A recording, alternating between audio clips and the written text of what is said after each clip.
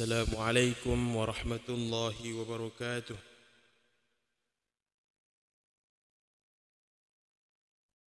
الحمد لله رب العالمين. الحمد لله الذي أنزل السكينة في قلوب المؤمنين ليزدادوا إيمانا مع إيمانهم. الحمد لله الذي أضحك وأبكى، الذي هو أمات وأحيا، الذي خلق الزوجين الذكر والأنثى. الحمد لله الذي أحيانا بعدما أماتنا وإليه النشور. اللهم صل وسلم وبارك على نبينا محمد وعلى آله وأصحابه أجمعين ومن تبعه بإحسان إلى يوم الدين. أما بعد. Alhamdulillah jamaah subuh, bapak-bapak, ibu-ibu yang insyaallah dirahmati dan dimuliakan oleh Allah Subhanahu wa taala. Bersyukur kepada Allah dengan ucapan alhamdulillah. Berselawat kepada Nabi dengan ucapan Allahumma shalli ala Muhammad. Semoga kita semua kelak diakui sebagai umat Rasulullah dan insyaallah mendapatkan syafaat Rasulullah sampai masuk ke dalam surganya Allah Subhanahu wa taala. Amin. Seperti biasanya di subuh hari Rabu ini insyaallah kita lanjutkan membacakan satu buah hadis dalam kitab Riyadhus Shalihin karya Imam An-Nawawi rahimahullah. Kita masuk pada hadis kelima, masih babul ikhlas wa ihdharin niyah. Bab ikhlas dan menghadirkan niat fi jami'il amal, dalam setiap amal kita, wal ahwal, dalam setiap perbuatan. Al barizatu wal khafiyah, dalam amalan yang terang-terangan ataupun yang tersembunyi. Senantiasa kita hadirkan niat kita semata-mata mengharapkan ridha Allah Subhanahu wa taala. Karena menjadi syarat utama dalam beramal, yaitu ketika ikhlas barulah amal tersebut diterima di sisi Allah Subhanahu wa taala. Karena pernah mungkin kita mendengar satu buah hadis Nabi, kelak pada yaumil hisab Allah kumpulkan ada 3 jenis manusia. Yang pertama yaitu orang yang mati syahid, tentunya pahalanya paling besar, tetapi ditanya oleh Allah Subhanahu wa taala tentang kematiannya, tentang sebab dia syahid. Maka dia katakan, ya Allah, engkau beri saya nikmat, engkau beri saya umur, engkau beri saya kekuatan badan, maka saya korbankan di jalan engkau, berjihad memperjuangkan agama engkau sampai saya mati syahid. Maka Allah katakan, kamu dusta, kamu berperang supaya mau dibilang pahlawan, istilahnya begitu. Dan itu kamu sudah dapatkan di dunia, nauzubillah. Orang-orang sudah memuji kamu, maka di akhirat sekarang tidak ada lagi itu pahala. Nauzubillah min zalik. Maka perlu kita berhati-hati. Kemudian yang kedua yaitu orang yang menghafal Al-Quran, menguasai Al-Quran, kemudian dia membaca Al-Quran, mengajarkan Al-Quran, kemudian ditanya oleh Allah, jawabannya pun demikian. Dia bilang, saya gunakan nikmat ini ya Allah untuk mengajarkan, untuk membaca semata-mata karena engkau. Tapi Allah tahu isi hatinya. Dia baca Al-Quran itu untuk siapa? Supaya mau dipuji oleh manusia, sehingga itu sudah engkau dapatkan di dunia, karena Allah Maha tahu. Maka nauzubillah, dia pun tidak diterima amalannya, nauzubillah. Kemudian yang ketiga, orang yang dermawan, senantiasa berinfak, senantiasa mengeluarkan hartanya untuk kebaikan. Nampaknya begitu di dunia, tetapi karena ada niat lain di dalam hatinya supaya mau dipuji manusia, supaya mau disanjung manusia, maka amalan yang dia keluarkan, harta yang dia keluarkan itu tidak bernilai di sisi Allah. Nauzubillah min dzalik. Maka ketiga jenis manusia ini dilemparkan ke dalam neraka, nauzubillah. Maka kita berlindung kepada Allah dari niat yang rusak, niat yang buruk, sehingga amalan yang kita lakukan senantiasa menjadi pahala, menjadi kebaikan yang insyaallah kelak di akhirat menjadi pemberat timbangan amal kebaikan kita, yang dengan itu insyaallah Allah firmankan dalam Al-Quran, udkhulul jannata bima kuntum ta'malun. Masuklah ke dalam surga karena amal yang telah kamu perbuat. Masya Allah. Baik, selanjutnya kita lanjutkan hadis yang kelima. Hadis ke-6, ya, hadis ke-6 di sini. Wa an Abi Yazid Ma'ani bin Yazid ibn al-Akhnas radhiyallahu anhum. Dari sahabat. Jadi Abu Yazid ini istilah dalam bahasa kebiasaan orang Arab itu namanya kunyah. Pernah mungkin dengar kunyah ya. Jadi biasa nama anak pertamanya itu dijadikan panggilan untuk bapaknya. Misalnya kalau saya punya anak nama yang pertama Saifur Rahman, maka dipanggil Abu Saifur Rahman. Atau misalnya punya anak namanya Abdurrahman, maka dipanggil Abu Abdurrahman. Kalau punya anak namanya Mursyid, siapa nama pertamanya? Mursyidin ya. Nah, Abu Mursyidin. Nah, ini nama kebiasaan di Arab dan kita di Indonesia juga menggunakan itu. Tapi kita pakai Papa siapa? Papa Rizki. Begitulah kurang lebih. Jadi sini Abi Yazid Ma'anin. Nah, jadi nama anaknya itu Yazid. Nama bapaknya siapa? Ma'an di sini. Ma'an ibni Yazid. Kenapa ibni Yazid lagi? Ternyata Ma'an ini punya bapak namanya Yazid juga. Jadi salah kebiasaan orang-orang Arab dan itu Masya Allah sangat baik.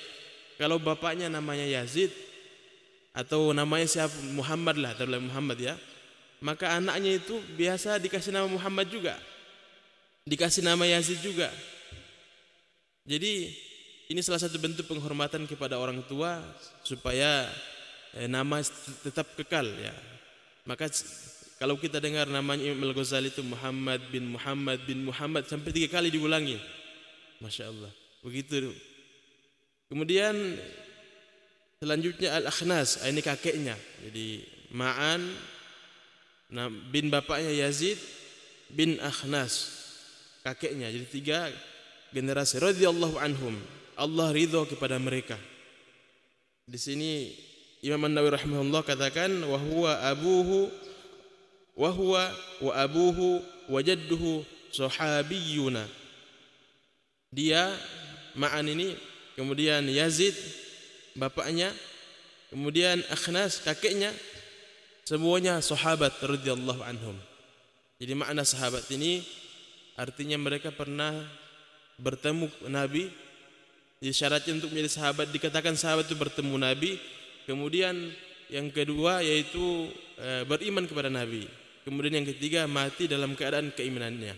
Itulah dikatakan sahabat. Jadi kalau matinya tidak keluar dari Islam bukan sahabat namanya.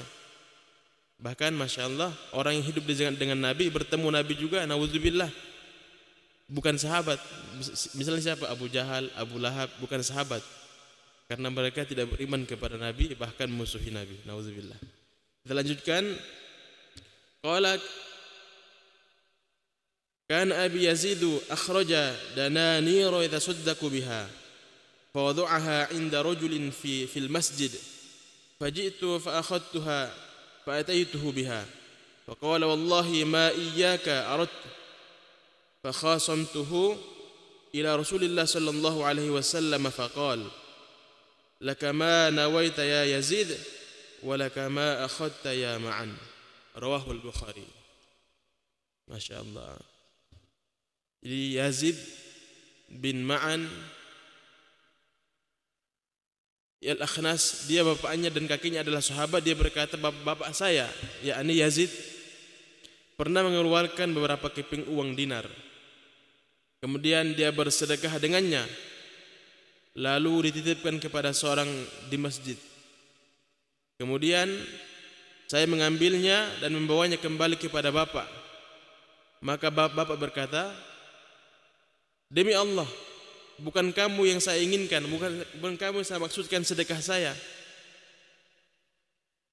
Maka saya, Ma'an, berkata, aku mengadukannya kepada Rasulullah sallallahu alaihi wasallam. Maka beliau bersabda, bagimu adalah apa yang telah engkau niatkan wahai Yazid, dan bagimu adalah yang telah engkau ambil wahai Ma'an. Di sini ada pelajaran penting yang perlu kita ambil, mungkin 5 menit kita bahas kurang lebih, yaitu kebiasaan para sahabat radhiyallahu anhum. Itu kebiasaan mereka bahwasanya Para sahabat ini senang sekali dengan sedekah, bersedekah. Bahkan kalau kita membaca hikayatus sahabah ketika perang Tabuk itu, Abu Bakar As-Siddiq radhiyallahu anhu mengeluarkan seluruh hartanya. Masya Allah. Umar radhiyallahu anhu mengeluarkan separuh dari hartanya. Bahkan ada sahabat itu mereka hanya membawa satu sok, atau kalau ukuran kita itu satu genggam kurma. Kenapa sedekah? Begitu besar keutamaan daripada sedekah yang kita keluarkan, Masya Allah. Sehingga kalau kita baca Al-Quran dalam surah Al-Munafikun, itu Allah ceritakan bagaimana hebatnya sedekah. Bahkan orang yang sudah mati ingin dikembalikan untuk bersedekah, Masya Allah. Ya ayyuhalladzina amanu la tulhikum amwalukum wala auladukum an dzikrillah wa may yaf'al dzalika fa ulaika humul khasirun wa anfiqu mimma razaqnakum min qabli an ya'tiya ahadakumul maut فيقول رب لولا أخرتني إلى أجل قريب فأصدق وأكن من الصالحين. Jadi orang-orang yang sudah mati, Allah ceritakan kembali dalam Al-Quran bahwasanya orang yang sudah mati itu mengatakan begini, Rabbi laula akhartani ila ajalin qarib. Ya Allah, wahai Tuhanku, sekiranya kamu tunda sedikit saja kematianku, atau kembalikan saya ke dunia sebentar saja, maka saya akan bersedekah, kemudian menjadi orang-orang yang soleh. Masya Allah, begitu besar keutamaan sedekah. Jadi sini dijelaskan dalam hadis ini, dana nira, yaitu bersedekah dengan dinar. Dana nira ini jamak daripada dinar, jadi artinya banyak dinar yang beliau keluarkan. Jadi kalau ukuran satu dinar itu berapa? Satu dinar itu, satu keping emas itu beratnya kurang lebih nilainya 4,25 gram emas kita sekarang. Berarti berapa totalnya itu? Sekarang emas 1 gram berapa, Pak? Berapa? 1 gram 500-an mungkin ya. Masya Allah. Jadi kurang lebih 2 juta lebih, 2 juta. Masya Allah, itu satu. Tetapi di sini dalam hadis, bapaknya ini pergi bersedekah, dia niatnya untuk dibawa ke masjid, dikasih kepada orang di masjid, kasih kepada orang-orang yang membutuhkan. Ini kebiasaan sahabat ketika dahulu. Jadi mereka membawa hartanya, mungkin mereka kelebihan harta, bahkan mereka para sahabat itu punya kebiasaan walaupun dalam keadaan sempit mereka bersedekah.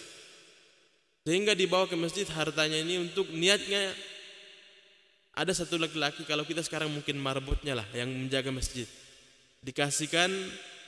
Nanti kalau ada orang-orang muslim, orang-orang yang musafir atau membutuhkan, kasih ini dinar. Tetapi sebelum dikasih ke orang lain, anaknya Yazid ini datang ke masjid, kemudian dia lihat itu uang untuk saya saja katanya, karena dia juga mohon maaf kekurangan. Dikasihlah, karena sesuai dengan pembicaraan yang punya uang ini, kalau ada orang datang kasihkan. Dibawa pulang ke rumahnya. Maka bapaknya bilang, ini wallahi ini bukan untuk kamu, saya niatkan bukan untuk kamu, tapi untuk orang lain. Maka dia pun Masya Allah tidak ngeyel, langsung dibawa kepada Rasulullah. Bagaimana nih hukumnya ini? Sedekahnya orang tua saya, tapi saya ambil, maksudnya karena ini niatkan untuk umum. Bolehkah saya mengambilnya? Dan inilah hebatnya, luar biasanya di zaman Rasulullah. Kalau ada masalah, ada satu permasalahan, langsung ada penengahnya. Dan ini sebenarnya konsep ataupun cara menyelesaikan permasalahan dalam kehidupan kita sebenarnya. Perlu ada penengah kalau ada masalah-masalah yang kita rasa berat, besar. Tidak boleh ada yang sama-sama kita bilang, oh saya di sini, saya di A, saya di B. Harus ada penengah, barulah masalah itu bisa selesai. Maka kita lihat, langsung selesai hari itu juga. Karena kenapa? Ada penengah. Dan ini menjadi jawaban buat kita semua, kenapa masalah kita mungkin ada dengan orang lain, kenapa tidak selesai-selesai, bahkan bertahun-tahun kita tidak tegur sapa, karena tidak ada penengah. Masing-masing mempertahankan kubunya, masing-masing mempertahankan egonya, Sehingga hadirnya mulia tidak ada penengah, dan ini sebenarnya konsep dari Al-Quran. Dalam Al-Quran itu kalau kita baca surah Al-Hujurat, itu Allah katakan dalam ayat innamal mu'minuna ikhwah, sesungguhnya orang yang beriman itu bersaudara. Tetapi kalau kita cuma baca ayat ini, ada sebenarnya satu ayat yang sebelumnya yang menceritakan bagaimana hubungannya orang-orang beriman yang perlu kita perbaiki. Apa itu ayatnya? Wa in ta'ifatani minal mu'minina qatatalu fa aslihu bainahuma. Jika kamu menemukan dua golongan orang beriman berperang, bahasa Al-Quran itu berperang, bukan baku bombe istilah orang Makassar, bukan saling tidak bicara, tapi berperang, masya Allah. Maka apa kata Al-Quran? Fa aslihu bainahuma, maka damaikanlah di antara mereka. Perlu ada penengah. Maka ini konsep dari Al-Quran, bahwasanya setiap permasalahan dalam hidup perlu ada penengah, sehingga hadirnya mulia Allah selesaikan semua masalah kita. Kemudian di sini dibawa kepada Rasulullah, maka Rasulullah mengatakan begini,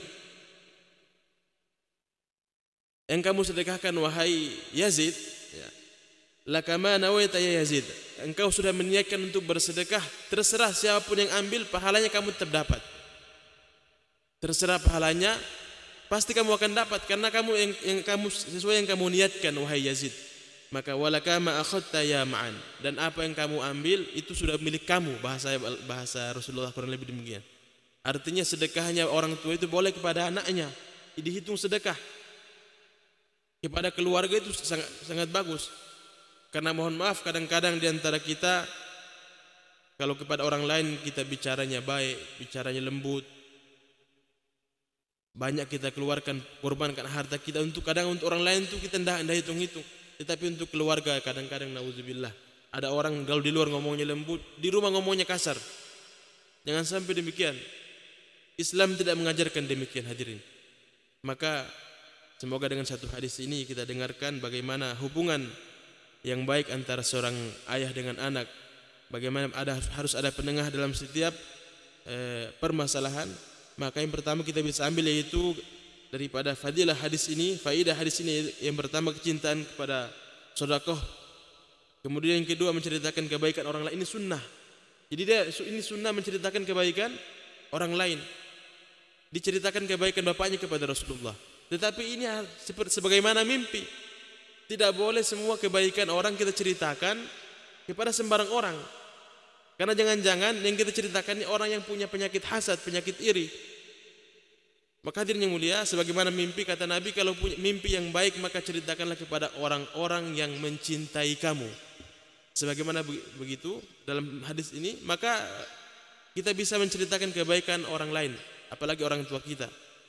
Kemudian bolehnya kita menceritakan nikmat yang kita dapat. Maksudnya saya kalau dapat uang banyak Pak, misalnya Bapak, alhamdulillah saya habis dapat uang banyak Ustaz. Ini bagus.